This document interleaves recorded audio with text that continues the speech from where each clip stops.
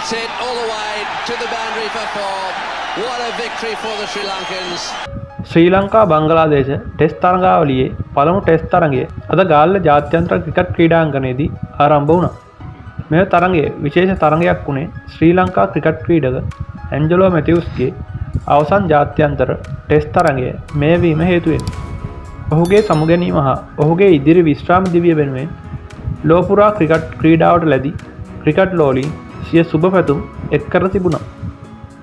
පළමු ඉනිම වෙනුවෙන් බංගලාදේශ කණ්ඩායම පන්දුවට පහර දීම ආරම්භ කරා.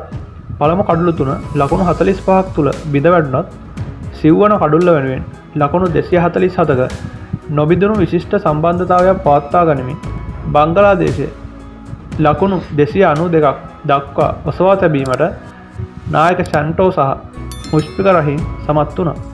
දෙදෙනාම ශතක රැස් කිරීමට සමත් වුණා. ශ්‍රී ලංකාව වෙනුවෙන් අද ටෙස්ට් වරන් දිනා ගනු ලැබූ තරිඳු රත්නායක කඩුළු දෙකක් දවා ගැනීමට සමත් වුණා. හෙට තරඟයේ දෙවන දිනය